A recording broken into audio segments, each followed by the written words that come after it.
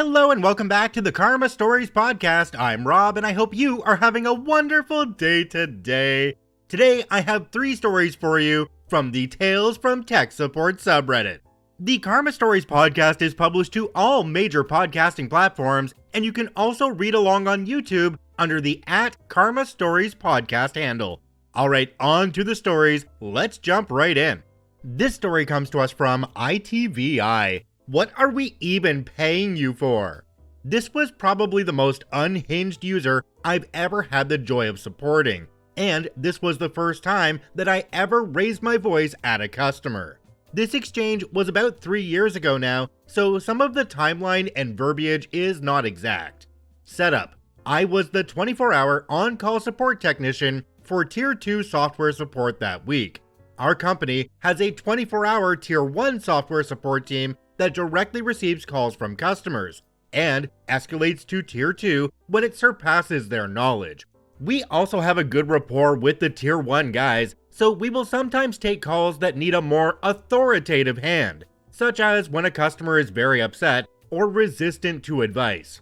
We also have a mirroring structure for hardware with a 24-hour Tier 1 call center with an escalation to technician dispatches.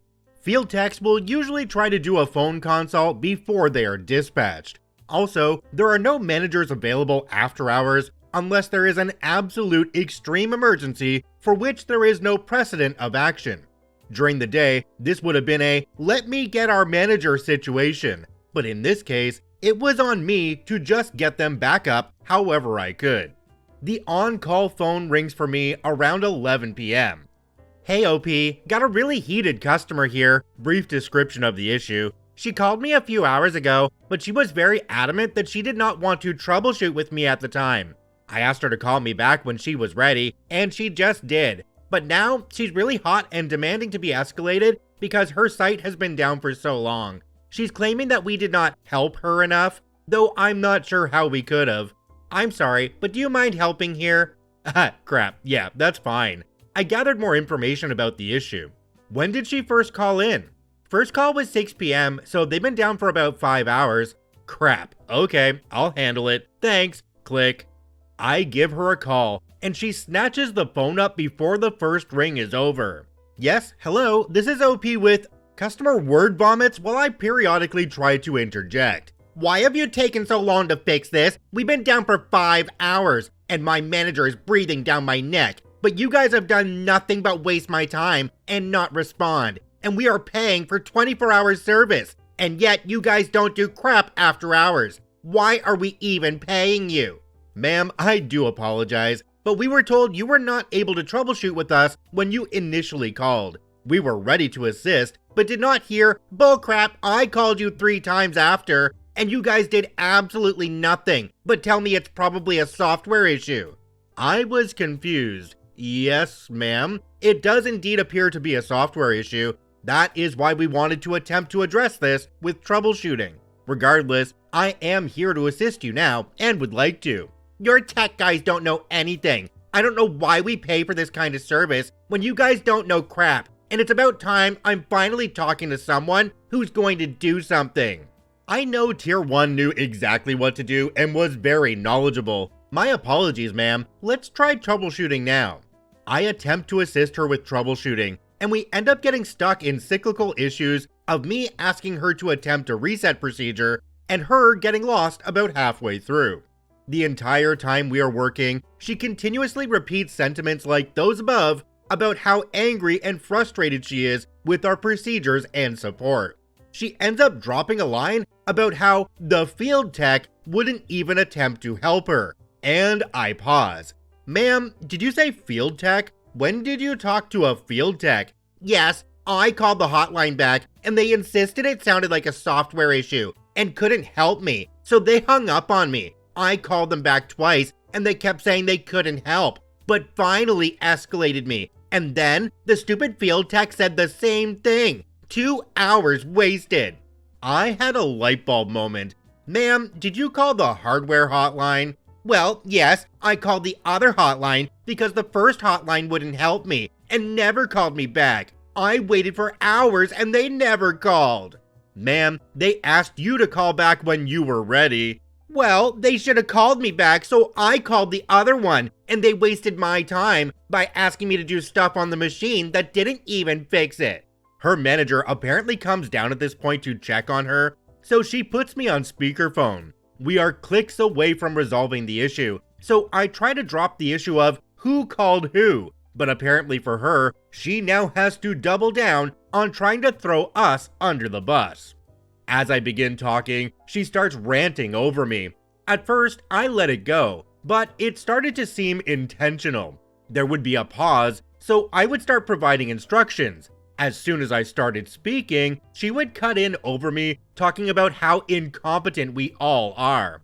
For the first time at this job, I started to raise my voice. The customer's complaints were essentially a non-stop stream of consciousness rant that I tried to talk through with the manager, occasionally interjecting. The below exchange occurred with all parties overlapping.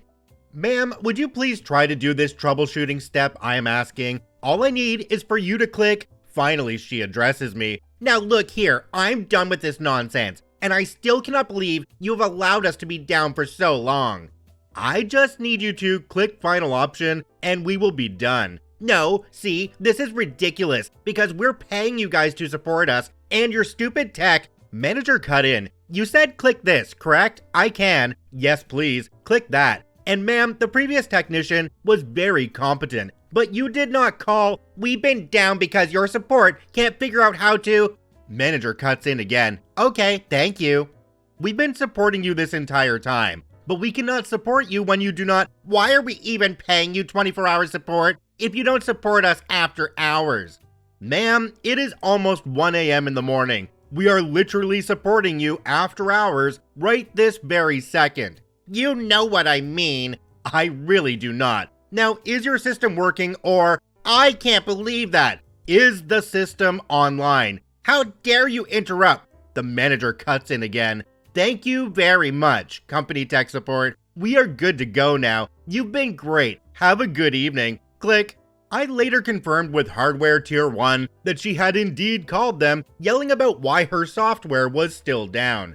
They did everything they could to get her to call Software Tier 1, but finally relented to let the tech take over and confirm she was using the wrong channels.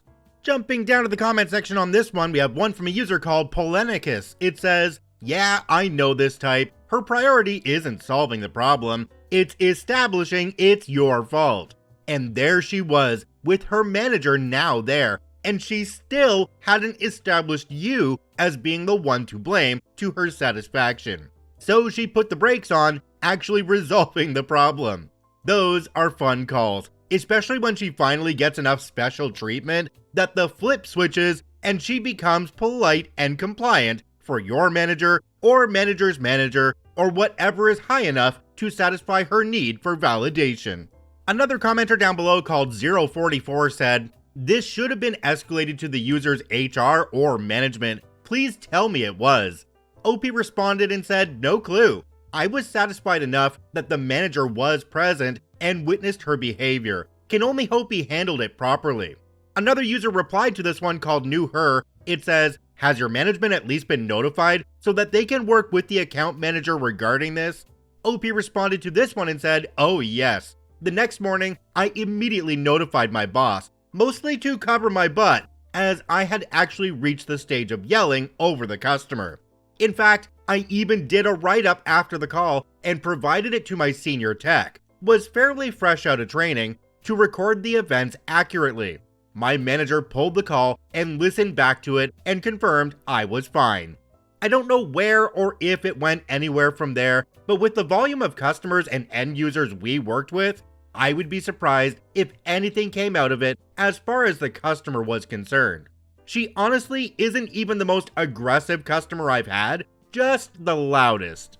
So you mean to tell me that the manager walked into the room while this woman was ripping a strip off of OP and they didn't immediately cut her off and tell her not to treat people that way? What kind of a manager is that anyway? But let's even put aside the fact that she was acting like a child. Her system was down for 5 hours because she couldn't follow simple instructions. Should that alone not be a firing offense? Come on. This story comes to us from St. Bastian. There's only so many ways I can tell you that isn't my job before I snap. Today, I snapped. I'll try to keep this simple and short as possible, but there is some explaining required. My IT department does not support printers in my company beyond basic installation and making sure they're connected to the network. This is because every gosh darn company has settings and configuration menus and processes for their products arranged in their own specific ways, and we have too many issues to worry about those printers. For the CEO's admin department of my company, they have a new copier and scanner they have purchased. A few weeks ago, I set up the printer. It was connected to the network. My job is done. People can print and scan. The reception for the CEO's department called me today asking for someone to be on site. When I asked why, she said it was because a vendor technician was visiting to enable an auditing feature. I told her that we don't support that, but apparently the vendor insisted an IT rep be there, so for ease of mind, I went. The vendor was able to square away things on the copiers no problem.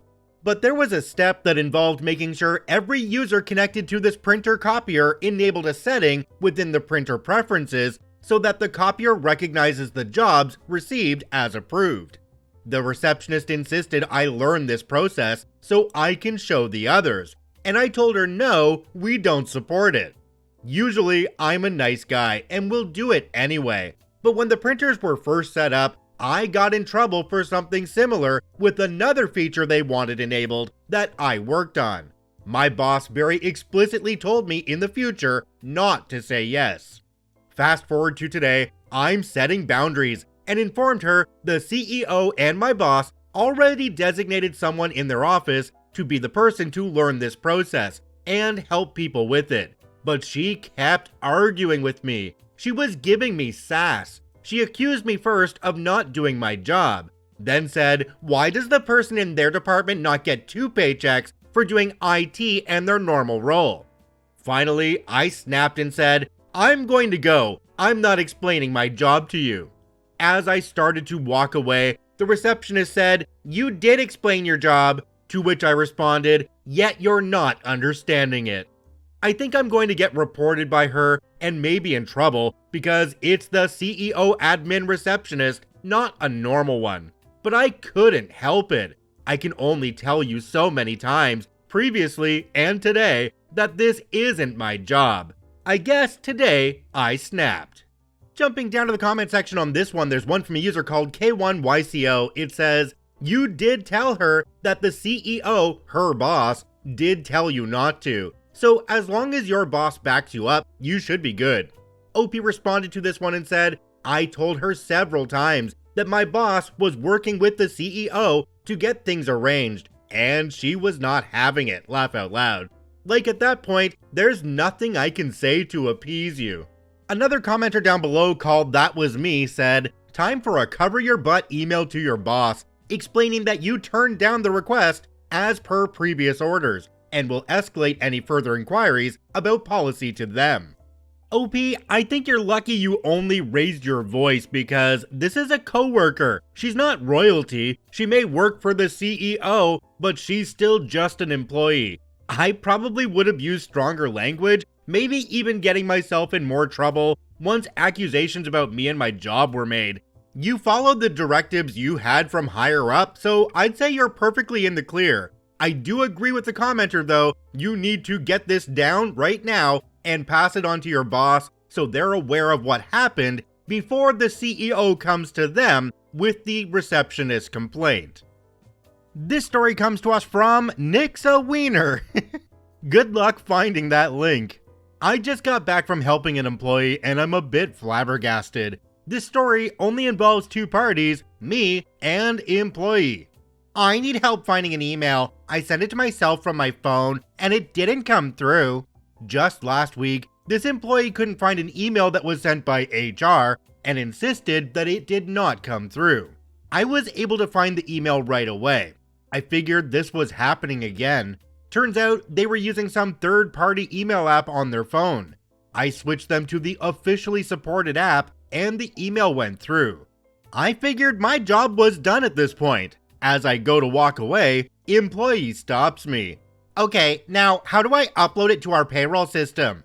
Oh, that's easy. You just download this file and upload it into the payroll system. You can find the file in your downloads folder. Where do I upload it? You said it goes in our payroll system, right? So I would start by going to the payroll system URL. Employee then types the URL into the email search bar. They spend about a minute hovering their mouse over the 4 emails that popped up in their search before deciding to click on one from several months ago. Employee blankly stares at the screen and scrolls down until a blue link shows up. Employee believes this is the link they are looking for and clicked it. However, this is not a URL, this is an email address. It's employee's own email address. Employee still hasn't realized what they have done and is surprised by the new message window that pops up. Nevertheless, they start to type an email asking for a link to our payroll website. Good luck finding that link. Let me know if you need help uploading the document when you find it. Jumping down to the comment section on this one, we have one from a user called oddphrase5808. It says, I hope this person is just trying to upload something to their own profile on the payroll system and isn't the person in charge of running the next payroll. OOP, it's not a big deal. They're just having an ID 10T error, right? It amazes me the incompetence of some people when it comes to computers. It really amazes me that they're still able to move up in the corporate system. Like, how do they do it? Just flying by the seat of their pants. I don't get it. If you enjoy daily Reddit stories, I encourage you to follow and add us to your favorites on whichever podcasting platform you enjoy the most. Also, if you're on YouTube, make sure to hit that subscribe button and like the video. It really helps us out. I thank you for watching and listening. I hope you have a wonderful day, and we'll see you tomorrow.